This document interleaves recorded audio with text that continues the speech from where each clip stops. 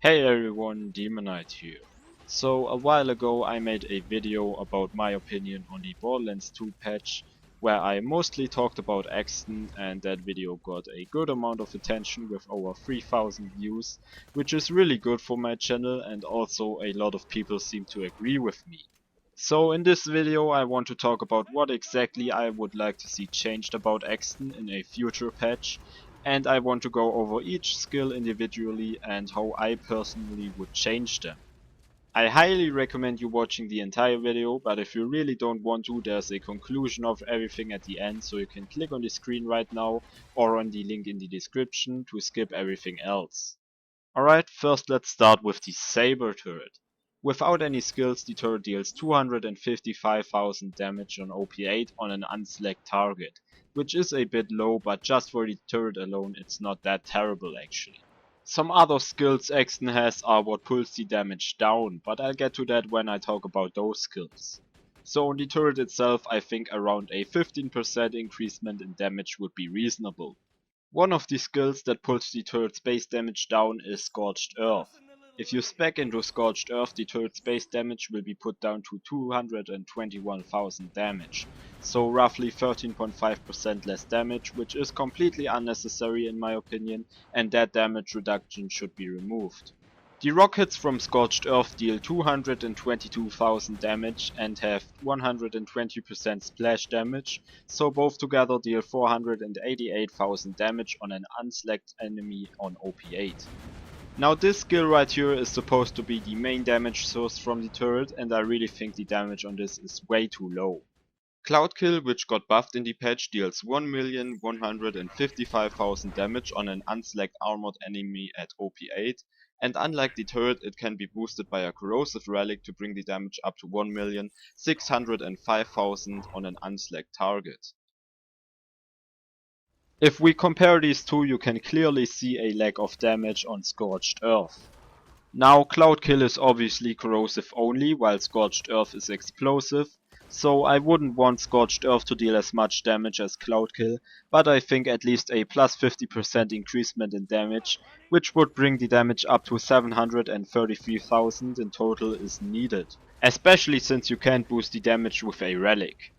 Double Up is another skill which reduces the turret's damage, again by 13.5%.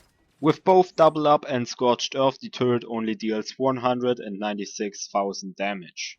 Double Up also decreases the damage of Scorched Earth by 11.2%.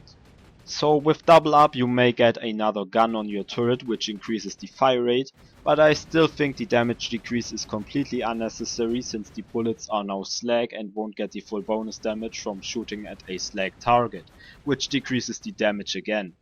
With these two percentage buffs and by removing the damage reduction from Scorched Earth and Double Up, you'd have a total of 1,025,000 damage instead of 628,000 damage on an unselect enemy at OP8, considering both the rocket and the bullet hit the enemy directly. Comparing this to Cloud Kill again, you may have a higher rate of fire on the turret than a rate of damage ticks on Cloud Kill, but the damage is split into two projectiles and only one of those has splash damage, and the turret also loses accuracy over distance unless you spec into laser sight. Some other things you have to keep in mind while comparing those two are that the turret may be able to track enemies while Cloud Kill isn't, but you can lock enemies in place with face lock, and Cloud Kill also has a pretty large area of effect. Also you can decide directly which enemy Cloud Kill is going to attack, while you can't do that with the turret. Plus the turret shoots way less rockets than bullets, so the DPS is much lower than you might think it is. So in conclusion, I think those buffs together with removing the damage reductions are needed. The next skill I would like to have buffed is Nuke. Nuke deals 4,231,000 damage on an unselect enemy at OP8. The Nuke also causes a fire damage over time, which deals around 36,000 damage per tick. So the Nuke itself used to be a one-shot killing tool in TVHM, but it wasn't overpowered, it was just a great skill. On OP8 it definitely lacks in damage though. To be fair, it has plenty of other uses and can still hurt or even kill small select enemies at OP8, so it's still a useful skill which I often use, but in my opinion the damage is too low. I think a plus 100% damage increase to this skill would be good. 100% might sound like a lot, but for a single damage tick that only happens once per action skill, it's really not that much, and you also have to keep in mind that this is a capstone. It would hit for 25 million damage on a slag target on OP8, and I've done some testings which you can see in the video now, and it clearly isn't overpowered. No getting away from us!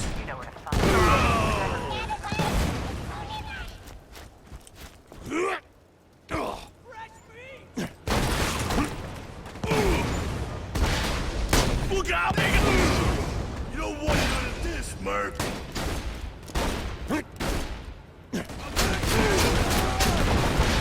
Help! I'm dying here! Look out!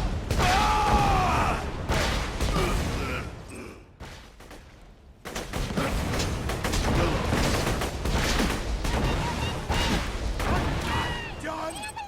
Why would I do that?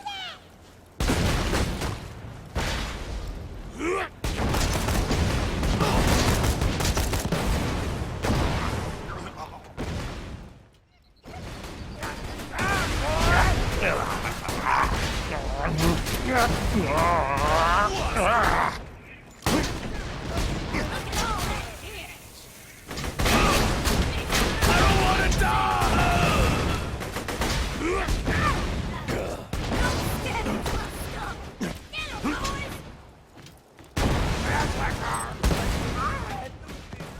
Speaking of the nuke, Gage has a similar skill called Explosive Clap.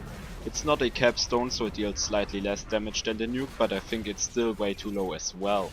It will also push enemies away and stun them, but since it's Death Trap doing the explosion when he's nearby enemies, you can't really control where you want to push the enemies to, and they will be pushed back from Death Trap, which isn't always helpful since he generally wants to melee enemies.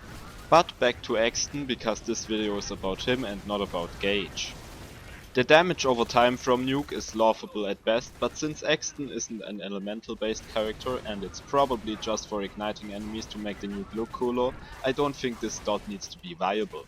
Maybe you could buff it a bit, but honestly I don't really care about that. Another skill which really badly needs a boost is Phalanx Shield. Phalanx Shield projects a shield around your turret with a capacity of around 4 million at OP8. In comparison, the turret's health value is 12 million, and with the skill Longbow turret it's 25 million. I really think the capacity of Phalanx Shield needs to be doubled. Something around 8 million would be a good value, but 4 million is way too low. As you can see in the video right now, I've done some testings to simulate an OP8 enemy with white or green weapons shooting at the shield, and it's just gone after a few seconds. A white Jacobs shotgun can literally two-shot it, and any kind of rocket launcher will instantly bring it down. With multiple enemies shooting at your turret, the shield will basically do nothing, especially since its hitbox is much larger than the turret's own hitbox. Autogun deployed!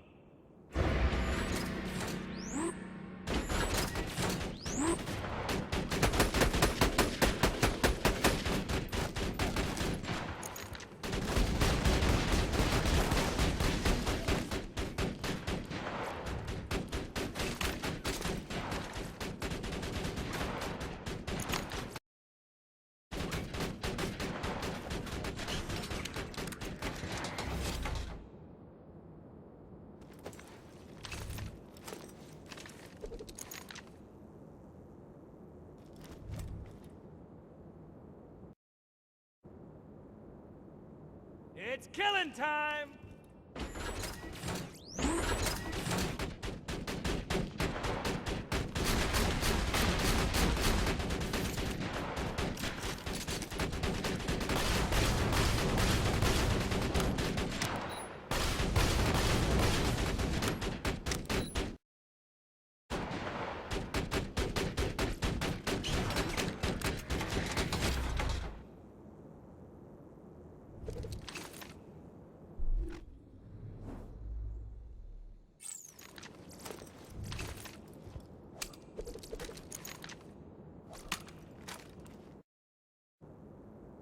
Tossing the little lady.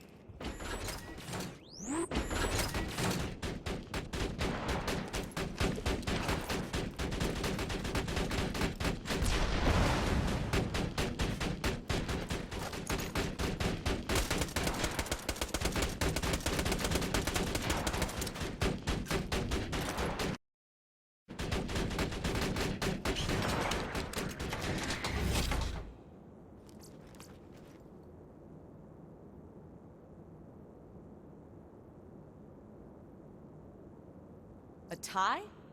Interesting. You wanna do this? What you doing here?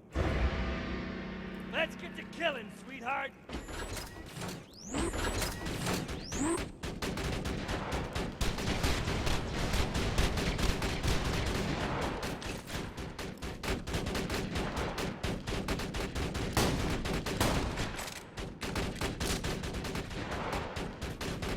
I'll be dead. Also, the shield doesn't actually function like a shield, with it being resistant to corrosion and fire and weak to shock. It just takes the same damage from any element, which is a bad thing since an actual shield would resist fire and corrosion and even slightly resist explosive damage, while only being weak to shock, and the turret itself is weak to corrosion, so generally keeping any corrosive damage away from it would be a good thing.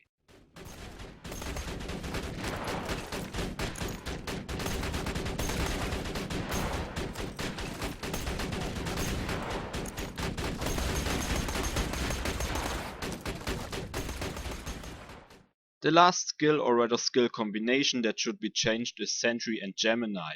This one is pretty straightforward. Sentry gives your turret more shots per burst, however the second turret from Gemini doesn't receive that bonus. This is obviously a bug and needs to be fixed.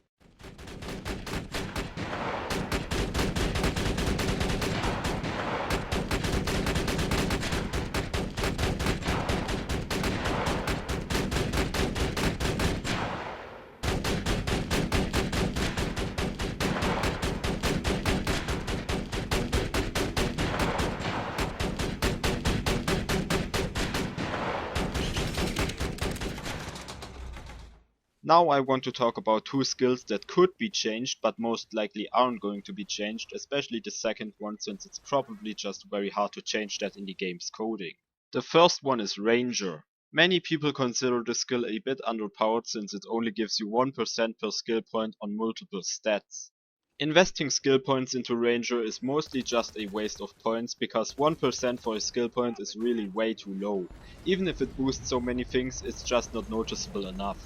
The only real reason to put a point into Ranger is because of a class mod which boosts it like the legendary Ranger. Getting 6% in everything for one skill point is really good and definitely worth it, even just for the extra gun damage since 6% is more than 4% which you get from impact. However, more than 1 point is again just a waste. Now, as I said, the skill will probably not get a buff, but I think boosting the percentages to 1.5% per skill point would be a good decision. 2% might even be too much already, since you would get plus 20% on everything when you have the skill at 10 out of 5. 1.5% would be good since 15% isn't that much, and most of the time you'll only have it at 5 out of 5 anyway, which would only equal 7.5%. It's still a lot more than 5% and the skill would be more viable. The second one is Duty Calls, and I really don't think there are going to be made any changes on this one, but this is just what I think this skill should have been. Duty Calls boosts non-elemental guns by 25% damage and 15% fire rate. If you compare Duty Calls to Gage skill Wires Don't Talk or Creek skill Strip the Flesh, you have a multiplicative plus 15% damage on both of them, making these two neutral elements being shock and explosive much more viable. However, Duty Calls is an additive bonus that only applies to guns and nothing else. The extra fire rate makes up for that a little bit, but I still would have preferred a multiplicative 15% by a lot. Especially since with only a few exceptions the only non-elemental guns worth using are Jacob's weapons, which mostly don't care about fire rate. On top of that, it would make the specialist class mod, which boosts Duty Calls, a bit more viable. As it is right now, it's pretty much just a trash tier class mod and there's absolutely no reason to use it over other class mods. But as I said, I don't think the skill is going to be changed, as it would mean changing the skill as it works entirely, and that's probably too much effort. Now, with all these buffs, you might think that while it makes everything more viable in UVHM, it could get pretty OP in normal and true Vault Hunter mode. While that of course may be the case, I again would like to point my finger at Cloudkill.